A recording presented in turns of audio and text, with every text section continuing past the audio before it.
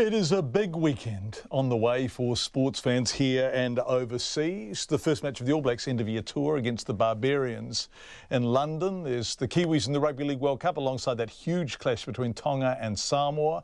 And here on our own shores, the penultimate round of Supercars Championship being hosted at Pukekohe Park Raceway. All that without even mentioning the Black Caps in India, the informed breakers. 5 consecutive victories, top of the table, the New Zealand Māori rugby side in Canada, and much more.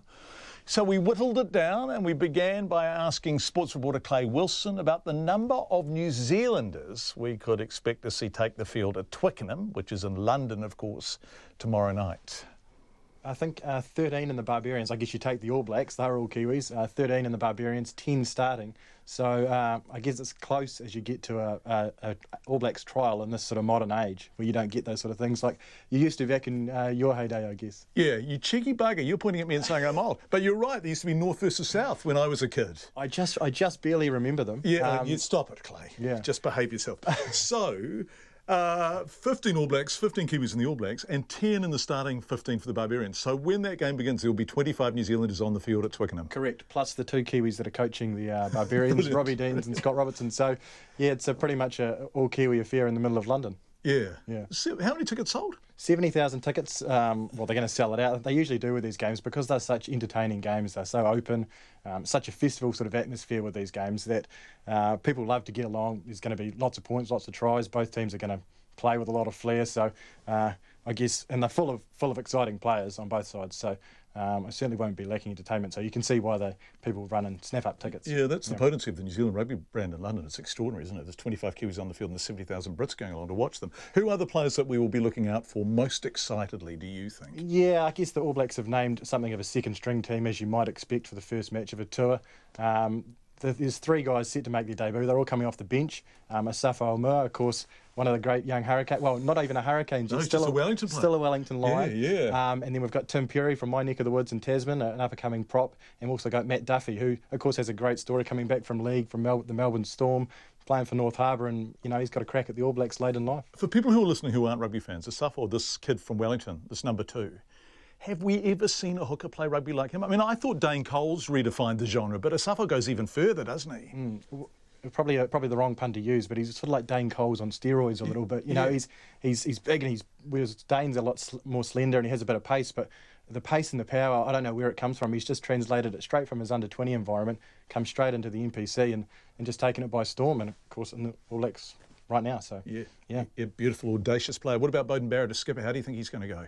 Yeah, pretty good. I think it's more of a nominal thing, you know, probably just to they didn't have anyone else really to give it to, but always been a Beauden Barrett fan. And, yeah, I mean, I guess from 10 naturally you're taking a bit of a leadership role anyway, steering the team around. So he'll probably fit in quite well. But, of course, we all know who the All Black captain is. And once we go to next weekend, the normal service will resume and Kieran Reid will come back in.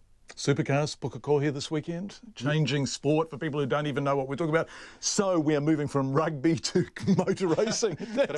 Just a bit of a contrast, yeah. Yeah, well, I guess, you know, this is the round we have here every year. It's the penultimate round, and it couldn't be more exciting and better set up, I guess, really for Kiwi fans, because there's literally about 27 points between the top 3, and in the top 5 we have 3 Kiwis, all in contention. So we've got Fabian Coulthard and Scott McLaughlin, both in the same team in 2nd and 3rd. They're just a handful of points behind Jamie Whincup, who's 6 times the champion, I think, of the Supercars, and then Shane Van Gisbergen, and he's a bit further down the pack in 5th, I think. But, you know, still a definite chance to come out and win this thing. And I actually caught up with Scott earlier this week, and I sort of said to him, with it all so close, do you think you're probably going to have one eye on your rivals, or do you think it's going to be all-out attack just as normal?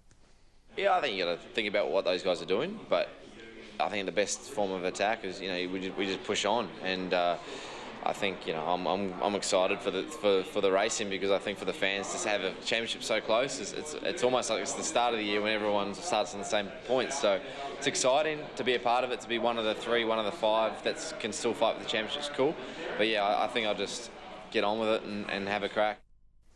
So that's obviously Scott McLaughlin. He's going to have a crack. Be aggressive. And Shane Van Gisbergen's never one to back off, so he's going to be doing the same. I also caught up with him and I said, what's it like? Does it ever get old coming back to New Zealand? Yeah, and especially the last 4 years now, being back in Pukekohe, you know, I can stay at home, come home early, and yeah, just love racing there. You know, that's where my interest in V8 started, was watching the racing there. So now being on the other side of the fence, pretty cool. He's a good boy, isn't he? A good Kiwi boy. He certainly is. The other thing is that's happening in New Zealand this weekend is the rugby league games. And, of course, so much talk in the news about the Tonga versus Samoa game. Yeah.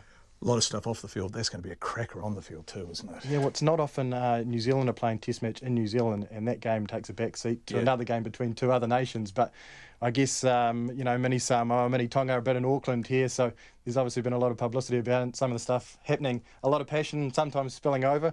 It just shows how much they love their rugby league. It's going to be that's going to be one hell of a game. And also there are really special things with players who would get a run with the Kiwis, choosing to play for Tonga, for example. So there is a lot of declaratory stuff going on, which is quite exciting, given the battles that they have in the Pacific to retain players, right, both in league and rugby. Can we talk about the Kiwis? Who are they playing?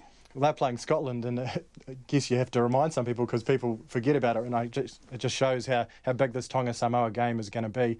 I guess you expect the Kiwis to sort of run over Scotland. They got fairly well hammered by Tonga, and the Kiwis were actually reasonably impressive last week against Samoa, despite all this off-field stuff. So I think we expect them to sort of go past it, and then, of course, we look forward to the huge clash between New Zealand and Tonga, which, as you know, with everything that's been going on, is one a lot of people, players and fans included, are looking forward to. Yeah, that's going to be a cracker of a game. Right, let's make some picks, Clay. New Zealand, Scotland, that's the Kiwis, isn't it? Yeah, Kiwis by probably 30 points. Yeah, and that's generous to the Scots. I think you're a nice young man, Clay. Tonga, Samoa? Oh, the Tongans, they've just got too many stars, I think, across the park with all those players that have come back from New Zealand. So I think it'll be closer than people expect, very physical, but I have Tonga by about 10 points. And Barbarians, All Blacks? Yeah, hard to see the All Blacks losing. High scoring, probably 70 to 80 points, but I have the All Blacks by about 15. I think probably a bit too much class, and the Barbarians are thrown together, of course, at the last minute, so it's hard to gel for 80 minutes when you come into an environment like that. But going to be a cracking game either way. A cracking game. Julian Savia playing for the Barbarians, of course. He has a point to prove. That's Clay Wilson, our sports reporter.